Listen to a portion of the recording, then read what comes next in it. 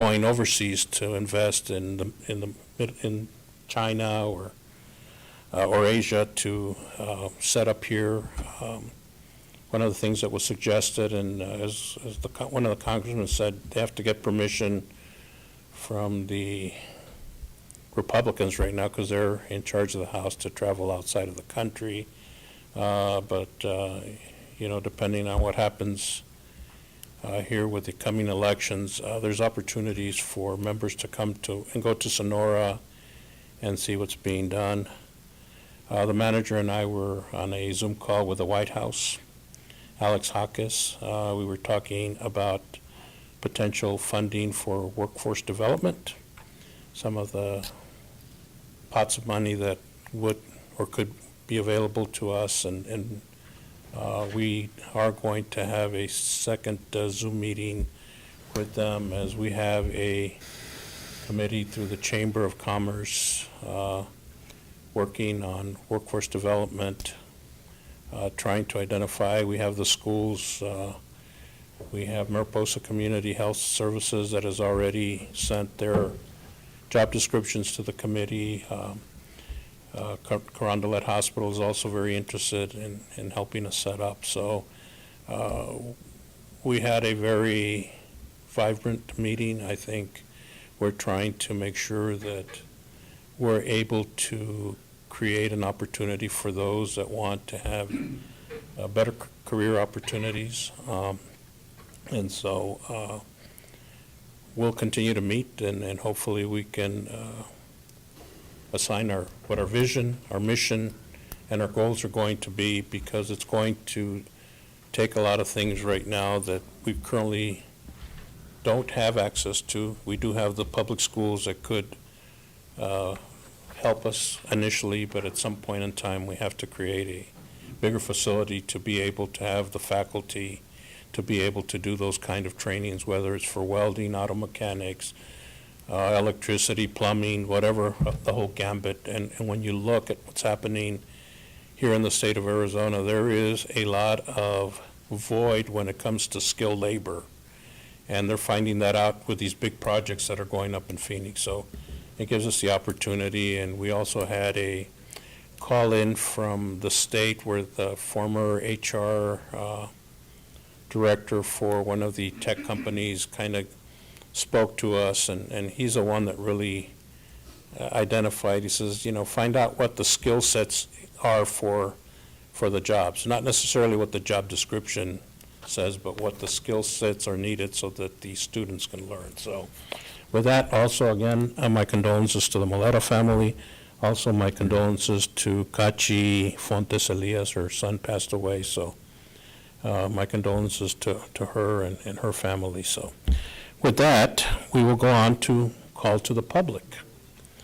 And I'd just like to remind everyone to please state your name and your address, and once you do that, the timer will start for 3 minutes. So our first speaker is Carolyn Schaefer, and followed by Mr. Lucero, Greg Lucero. So Carolyn, if you come up.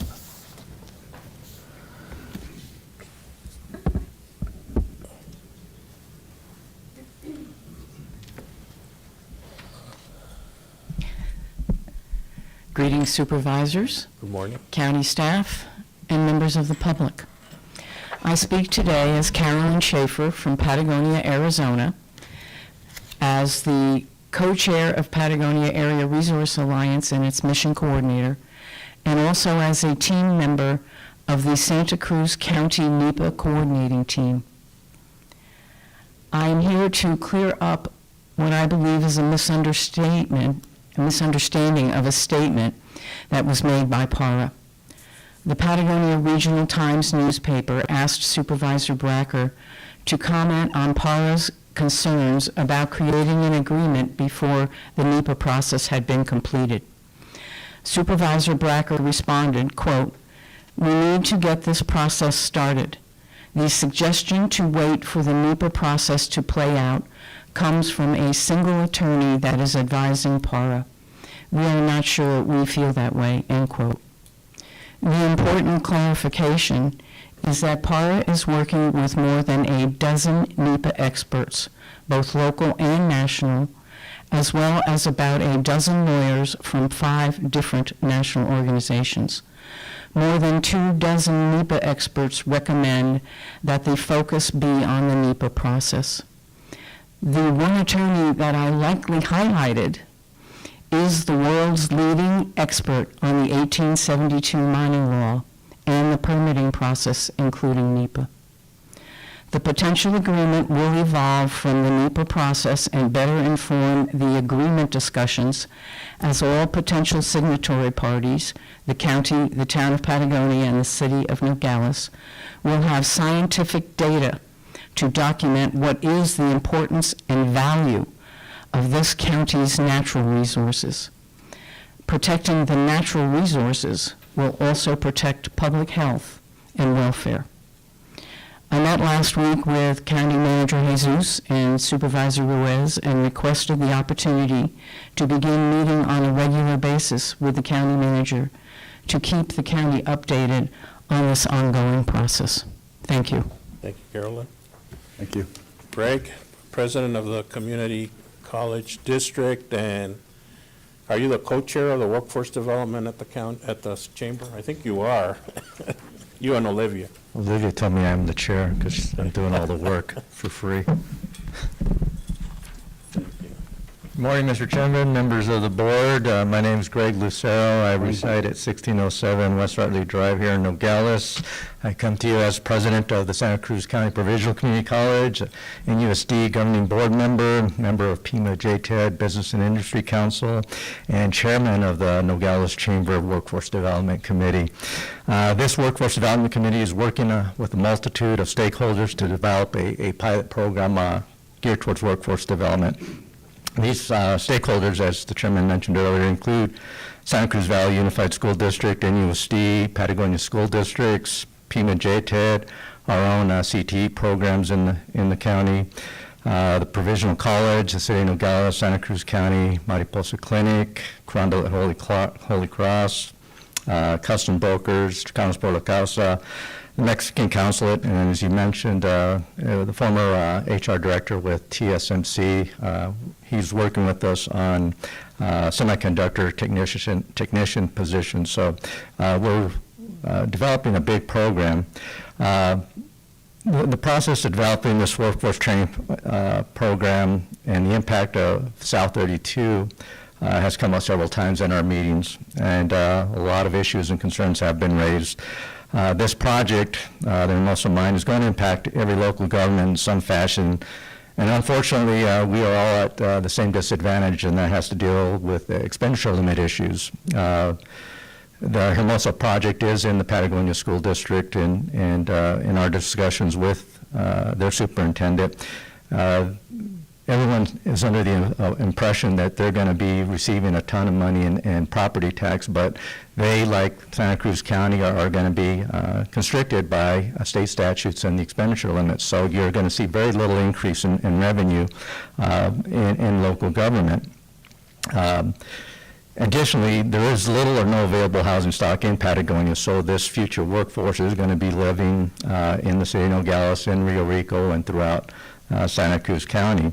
As a result, it's going to have an impact on our educational community. It's going to impact housing, schools, roads, water, sewer, solid waste, et cetera.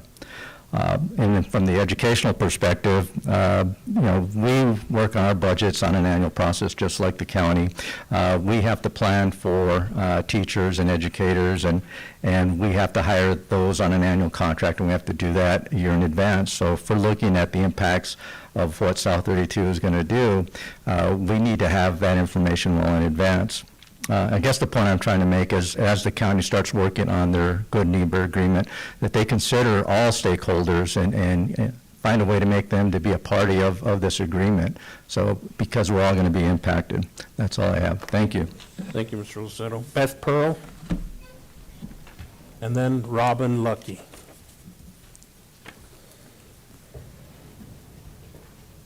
Good morning. Good morning. Morning. Good morning, guys. Beth Pearl, I'm a board member with Calabasas Alliance, Chief Education Advisor. I live on Rio Rico Drive in Rio Rico. Good morning, supervisors, Morning. Any staff, everyone else. Thank you again for the opportunity to continue the dialogue regarding the health and well-being of our community and the environmental threats looming before us. Environmental justice is the guarantee that all people, regardless of race or income, deserve clean air, water, and land. Environmental justice includes the fair treatment and meaningful involvement of all people, regardless of race, color, national origin, or income, with respect to the development, implementation, and enforcement of environmental laws, regulations, and policies. Environmental injustice, also known as environmental racism, is a form of institutional unfairness leading to landfills, mines, and other hazardous waste disposal and sources of pollution being disproportionately placed in disadvantaged communities around the world.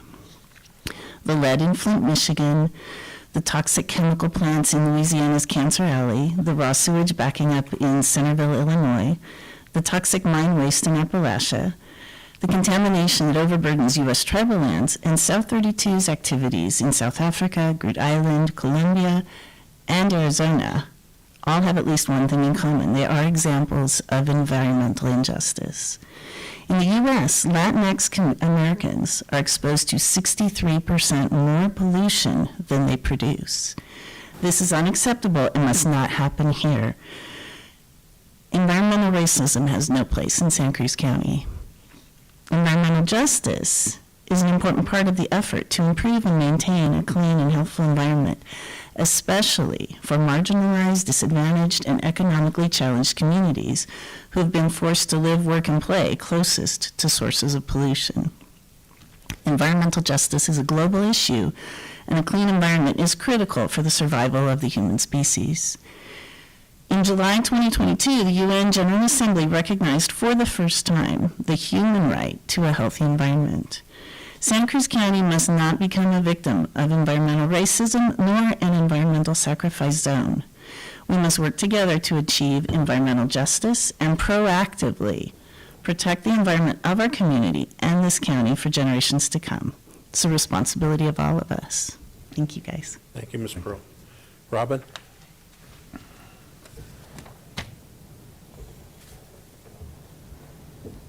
Good morning. Good morning, Supervisors. My name is Robin Lucky. I live at 1377 Camino Faja, and I am now an 18-year proud resident of Rio Rico, and I am president of the Calabasas Alliance, and I want to talk about environmental sacrifice zones this morning. By definition, they are geographic land zones that become permanently damaged and permanently changed by heavy alteration to the land from such industries as mining and mining companies with bad corporate practices and bad histories. One of the most famous environmental sacrifice zones is in Arizona are on the Navajo Nation in the Four Corners area. There are other characteristics of environmental sacrifice zones. Typically, they are smaller communities with a high percentage of poor people with very high unemployment and natural resources there for the taking, no thanks to the 1872 mining law. Parts of Santa Cruz County could be well on its way to becoming an environmental sacrifice zone. For example, in a recent direct mail piece, I'm sure you all got one, sent by the Australian mining company South 32's Hermosa project, one of the last talking points said, consuming 75% less water than other mines in the region. Let us think about that for a moment, the word consuming versus release.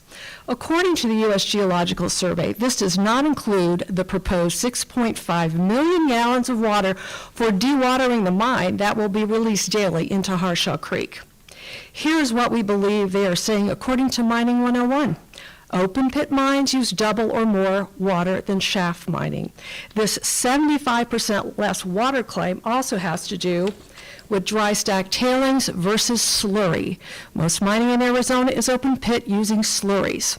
So the notion that the Australian mining company South 32 Hermosa project telling our citizens that they mine sustainably and care about our natural resources, like water, is absurd. Truly, it is like an airline using this tagline in their advertising, "We crash less." The Calabasas Alliance is vehemently opposed to a manganese processing facility in Santa Cruz County and still expect an explanation from Stephanie Smith or the county about her comment of a $50 million in royalties from the Australian mining company South 32 Hermosa project to Santa Cruz County if all mining projects are completed. Thank you for your time. Thank you, Robin. Wendy Islas, and then Pam Lemke.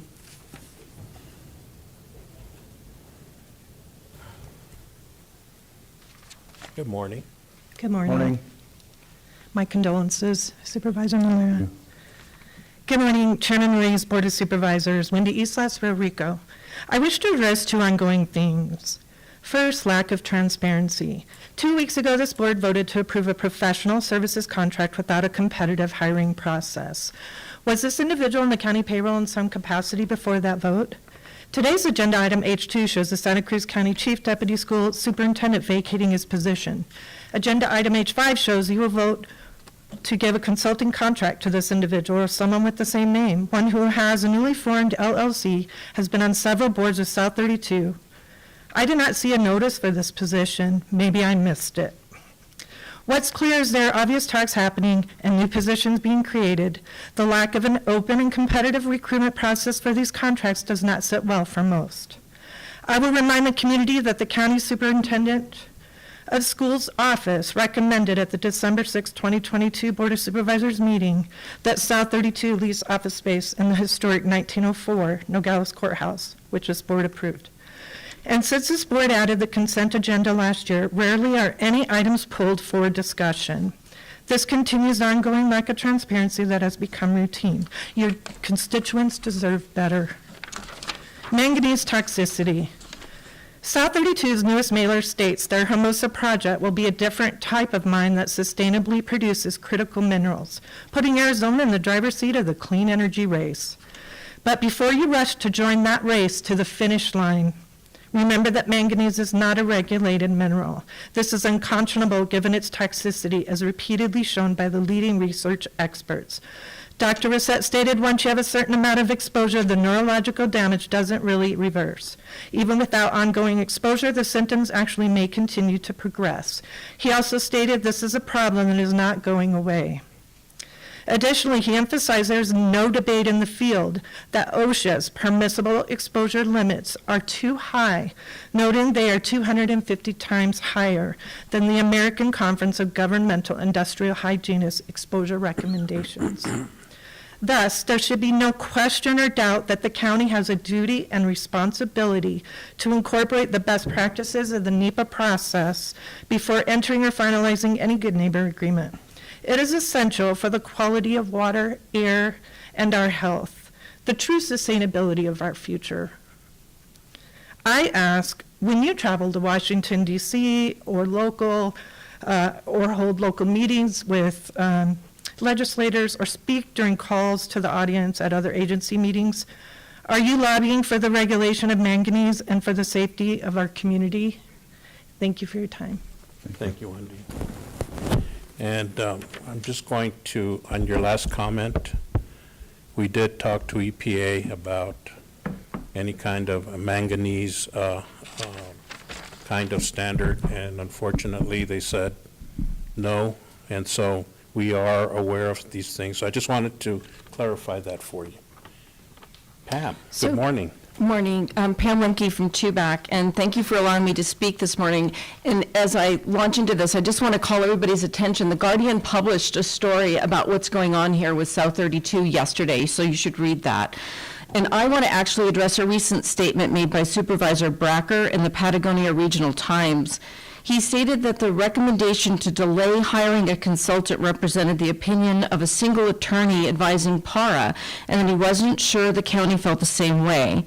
As others have noted or will, the lawyer that was highlighted in this particular comment was actually a widely published university professor and respected litigator who has actually helped to define how to use the legal process to protect communities and the environment from the pollution of mining. It seemed a little flippant, and maybe it was the journalist, I don't know, under these circumstances to dismiss the recommendation of this lawyer. Some individuals' opinions have more credibility than others, and I would argue that these attorneys are some of those individuals. If the county is committed to protecting our access to safe water, the NEPA recommendations must be considered foundational to any effective agreement. In the comments that I'm going to list, I used a 2023 publication from the Columbia Law School Sabin Center for Climate Change on best practices, a training PowerPoint from the EPA, and an online publication from the Community Benefits Law Center on how to negotiate these agreements that would help guide and inform the comments that I'm going to make. And all of these sources talk about the importance of community involvement and transparency, and I think these have been lacking in the county's approach. When the presence of a polluting industry and the desire to mitigate this business's environmental and public health impacts are the motivating factors for creating a good neighbor agreement, or GNA, local municipalities are not precluded from hiring the negotiator, but they are challenged to hire someone who can engage locals. Unfortunately, Santa Cruz County hired someone without any community input, without ever posting the position. They haven't provided us with a detailed job description, and they haven't mandated this person talk to any groups in the community. And this is one of the things that's recommended. I feel that this lack of transparency and community engagement shows a disregard for public health and sentiments. I hope the county is open and will be incorporating the recommendations of NEPA when that process is completed. We're counting on you to listen to the science and evidence-based recommendations that emerge from this process, and we insist that they be included in the negotiations with South 32. Thank you. Sky Leon? Who comes after that? Mr. Velasquez? And you have 3 minutes, and then we've got 4 slips from the Arizona Cooperative Extension who wanted to go last, so go ahead, sir. Sky Leon, I live in Tubac. I'm the chairman of the board of the Calabasas Alliance. Good morning. Good morning. Supervisor Malera, my condolences. Morning. Thank you, sir. Today I'm speaking for the Calabasas Alliance.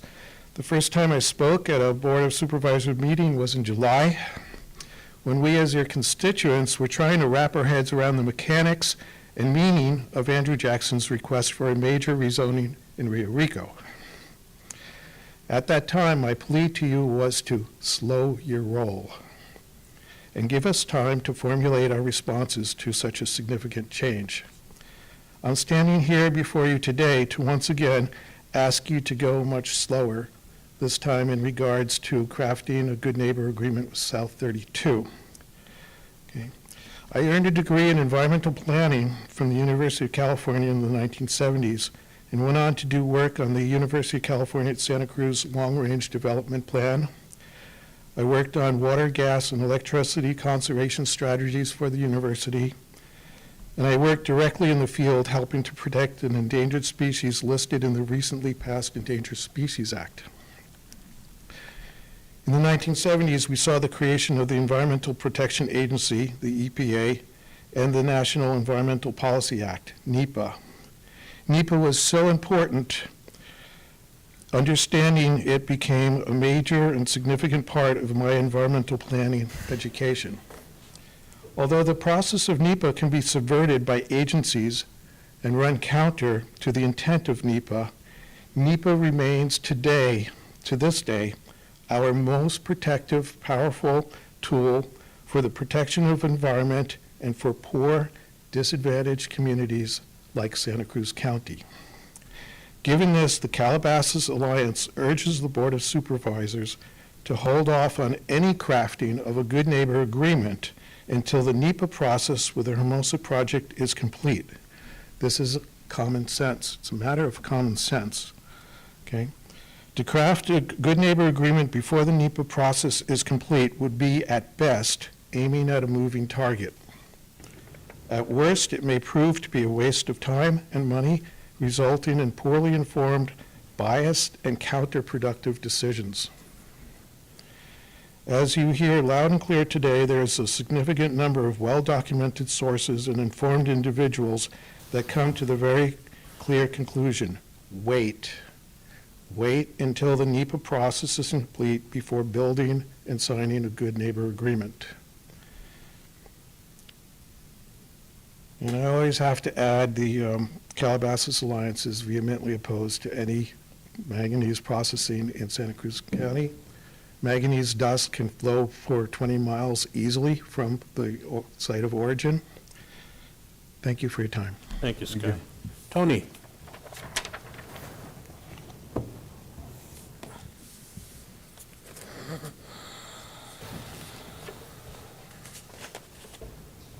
Good morning, gentlemen. Good morning. Ladies and gentlemen, my name is Tony Velasquez. Some of you must have heard my name around there.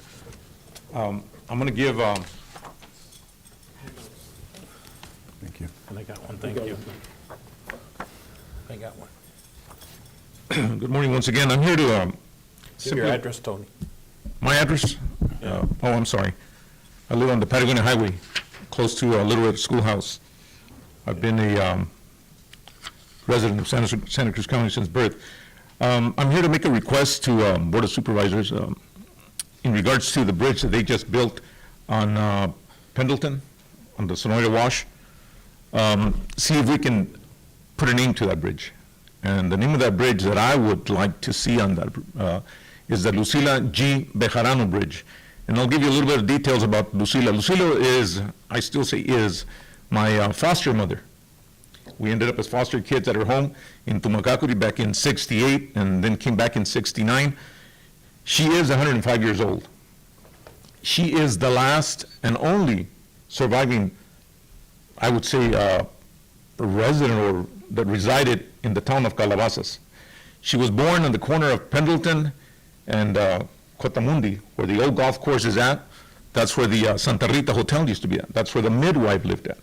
She attended the old Calabasas school, which sat right on the corner up in the hill, and I did get to see some of the ruins as a kid. Lucila Bejarano has, I would say, has been an icon to a lot of children here in Santa Cruz County. She did foster quite a few children. Some of them are still around. Some of them stayed in the county.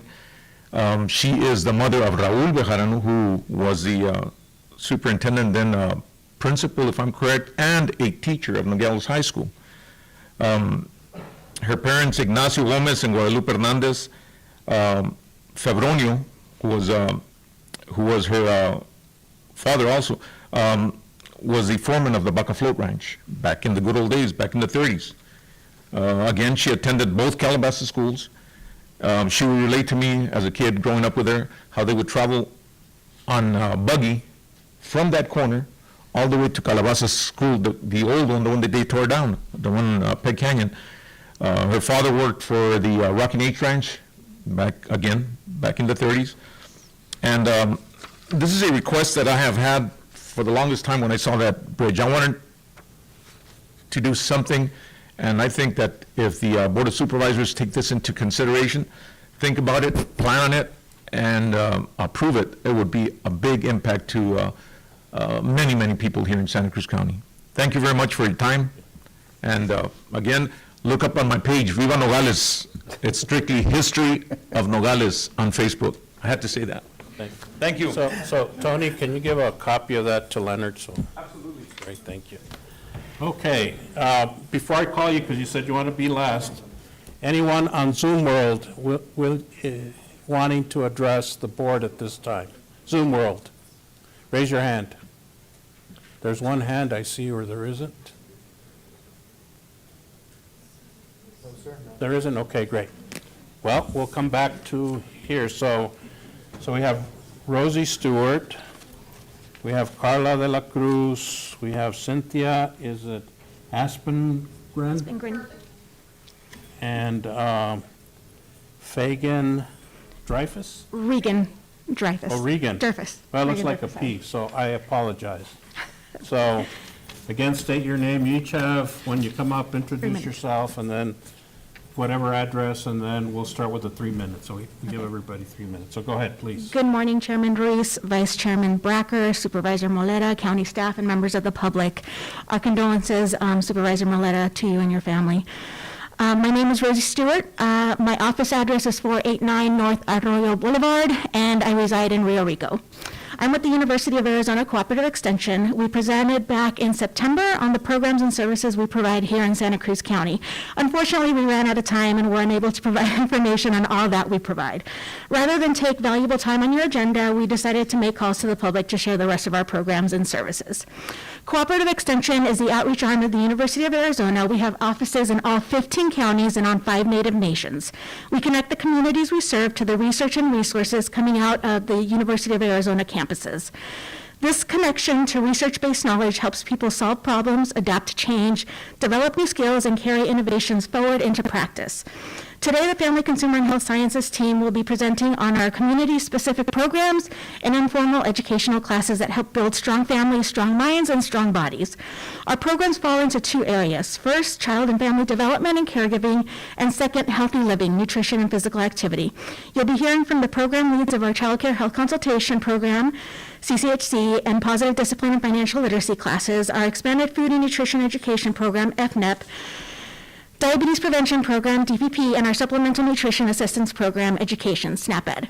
We also have our Family Resource Centers, FRC's program, whose program director, Jennifer Argros, presented multiple times throughout February as part of the Early Childhood Education Awareness Month, so she isn't joining us today. All of our programs are free and can be delivered in either English or Spanish. Finally, I wanted to share that our Child Care Health Consultation, CCHC program, funded currently through First Things First, will more than likely not continue in Santa Cruz County after June 30th of this year. As was presented during Early Childhood Education Awareness Month, supportive early childhood development and education are key to children's future well-being. 90% of a child's brain develops by the age of 5. Studies have shown that high-quality early childhood programs have led to positive educational attainment and positive social, economic, and health outcomes in later childhood and adulthood. CCHC is a strategy that promotes the health and development of children, families, and child care providers by ensuring healthy and safe child care environments. CCHC services are designed to provide tailored consultation, training, and support to child care providers to address their most pressing needs and provide overall assistance in identifying and implementing changes to improve health and safety. When the CCHC program first began, 36 child care centers and home providers were receiving CCHC services. As of July 1st, that number is down to 18, and as of July 1st, 2023, it was down to 18. Now, July 2024, with the end of ARPA pandemic funds, there will be 8 child care centers and home providers receiving services. Unfortunately, that means 28 child care centers and home providers will no longer be receiving services. In Santa Cruz County, we are considered a child care desert. With most of the child care centers and home providers in Santa Cruz County no longer receiving CCHC services, they will no longer be receiving tailored support to assist them in providing a healthy and safety environment. Thank you. Carla de la Cruz, that was, you could apply to make commercials as a fast reader. Go ahead. Thank you, Board of Supervisors, for having us today and for hearing us. My name is Carla de la Cruz. My office is 489 North Arroyo Boulevard here in Nogales, Arizona, and I reside in Rio Rico, Arizona. So like my supervisor Rosie just said, the CCHC program, the Child Care Health Consultation Program, works with child care centers in the county to provide policy development, health and safety trainings, professional development, and we work directly with all of the directors and the teachers here that are part of the program to provide that quality care for children. And that program, it has been really cut and will be even more cut this year. In fiscal year 2023, I got to work with the 34 licensed early childhood programs, of which 22 of them are home providers, 2 are child care centers, 6 are preschools, and 4 are group homes. I facilitated a total of 162 health, safety, and growth and development trainings in a variety of different topics, from adverse childhood experiences to recognizing and preventing child abuse, oral health, sun safety, anything that you can really think of. Those teachers and child care providers receive that kind of professional development to have that information for them and for their parents. One of the teachers that I work with shared with me that in all of the years that she's been attending trainings, health and safety in early childhood education, she never really understood the material being presented as thorough as she's been able to understand it with me. She said that she would want to have me there every week to work with them, and she didn't want the program to end, so that made me really happy and sad at the same time. I'm also the instructional specialist for financial literacy and positive discipline. So with financial literacy, the need was identified in the statewide needs assessment conducted by the University of Arizona Cooperative Extension in 2015, in which 57% of the respondents endorsed financial literacy as a top priority for extension. With this curricula, I'm able to offer building financial security and where does your money go to Santa Cruz County residents in both English and Spanish. Some of the impacts of this program, 33% of participants reported being able to pay off their bills, 42% reported being able to start savings, 25% reported being able to buy a needed item. A participant here in Santa Cruz County reported that by following the recommendations in the program, they were able to save $2,400. With positive discipline, this is a program, a research-based curriculum designed to teach young people to become responsible, respectful, and resourceful members to their communities. Positive discipline teaches the importance of social and life skills, and the program is a multi-county effort, so all throughout the state of Arizona. Studies have found that parenting program significantly reduces negative parent-child interactions, problem behaviors, negative discipline strategies, and it promotes family resilience and reduces the risk of negative child outcomes. Some impacts of this program: children of the parents and caregivers that participated in the program reported having higher grades, fewer behavior and substance use challenges, better mental health and social competence. Post-workshop surveys found a 59% increase in understanding what the child's belief behind the misbehavior was, and a 42% decrease in parents yelling at their own children. So thank you. Thank you, Carla. Hey, you got in. You got in early. Wow. Cynthia. Good morning, Chairman and Board of Supervisors. Morning. My name is Cynthia Aspengren. I work at 498 North Arroyo Boulevard. I actually reside in Cochise County, but part of my time is working down here in Santa Cruz County. I am the program coordinator for the Expanded Food and Nutrition Education Program, FNEP. It is the first nationally funded food education program in the nation with over 50 years of service.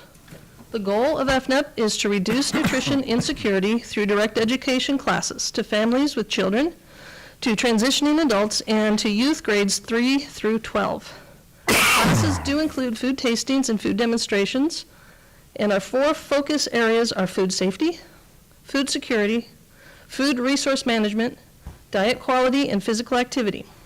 Last year in Santa Cruz County, the FNEP program data showed that 98% of participants showed improvement in one or more diet quality indicators, such as eating more produce, to include more dark green vegetables, red and orange vegetables, and they reported drinking less sugary beverages such as sodas, fruit punch, fruit drinks, sweet tea, and sport drinks.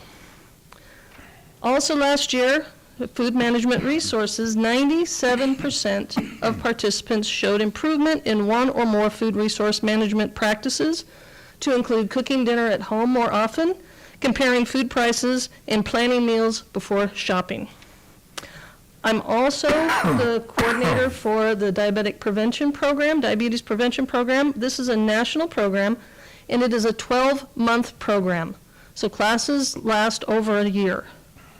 The class works to make it easier for people with pre-diabetes to participate in affordable, high-quality lifestyle change programs to reduce their risk of type 2 diabetes and to improve their overall health. Through the National DPP program, the Santa Cruz County educators deliver this recognized lifestyle change program. It includes helping to change attitudes and beliefs around foods, as well as providing food demonstrations and tastings to help participants identify foods that support healthy blood sugar levels and overall health. In Santa Cruz County last year, the DPP program helped those enrolled in the program lose 5% of their body weight, which has shown nationally to help reduce help reduce prediabetes and diabetes onset. Thank you. Okay, Reagan. Good morning. I'm Regan Durfus, 489 North Arroyo Boulevard in Nogales. I am the last representative of U of A today, I promise. I'm the program manager for the AZ Health Zone program. So AZ Health Zone is the education and community changes outreach arm of SNAP EBT, otherwise previously known as food stamps. We work in communities to help make healthy changes in homes and neighborhoods. So for our program, that looks like training early childhood staff on nutrition best practices, working with school districts to develop policies that help kids be healthier. And I want to give a shout out to Santa Cruz Valley Unified School District. This is the third year in the row that they'll be applying for an award of America's Healthiest Schools. It's a pretty prestigious list. Last year, 3 schools made it. This year, we're going for all of the schools. So we're really proud of that partnership and proud to work with that school district. We develop new systems to help reduce childhood hunger, provide education activities for families, which usually looks like walk to school days or youth-led cleanup days on trails. And then we assess and promote physical activity resources. So most of our program is looking at who has access to parks and trails, who has access to foods that help nourish and help people grow, who doesn't, and then what can we do as community and with partners to make physical activity and eating healthy foods more accessible, easier, and safer for families. So yeah, that's our program, and again, like I said, I'm the last person, so I just want to thank you again for your support, and really thank everyone in the community that we partner with, because all of cooperative extension work is done in and with the people in the community. And so, you know, we spoke today about how our programs have specific goals and specific scopes, but we're always looking to get creative in partnership. So if something comes up around families or education or reducing hunger or, you know, getting families out and more active, our doors, emails, and phone lines are always open to you. Please get in touch with us. We're happy to say maybe. We try not to ever say no. We just say, like, we need more information, and let's see how we could make a partnership work and how we can support your community goals. Thank you very much. Thank you, Reagan. Thank you. Great. Well, that concludes call to the public, so we'll go on to item number I, adjournment. Chair will entertain a motion to adjourn. Move to adjourn. Do I hear a second? Second. Any discussion? Hearing none. All in favor signify by saying aye. Aye. Motion carries. We are adjourned.